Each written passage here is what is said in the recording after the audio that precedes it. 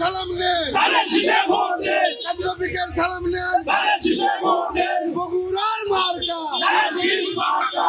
কান্দির মার্কা আমরা সবাই ধানের শীষে ভোট দিব।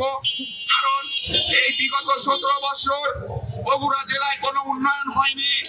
একমাত্র একটি দল বিএনপি যখন ক্ষমতায় থাকে তখনই বগুড়ার উন্নয়ন হয়, সারিয়াকান্দির উন্নয়ন হয়, সব জায়গারই উন্নয়ন হয়।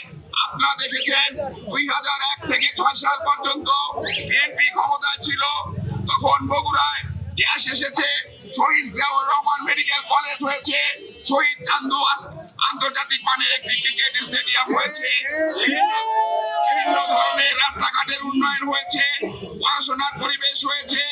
ভাইরা আমার, তাই আগামীতে আমাদেরকে অবশ্যই ধানের শীষে ভোট দিতে হবে। 2001 সালে মামার সালাম নেন, ভাইয়ের সালাম নেন।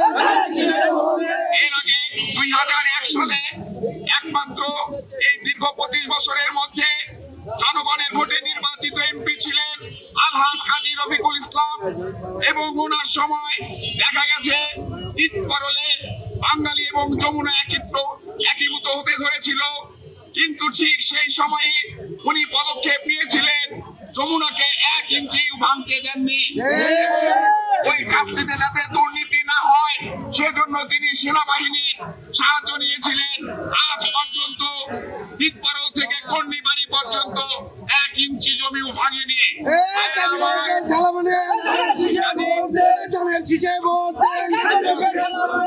ভোট দিব কিসে?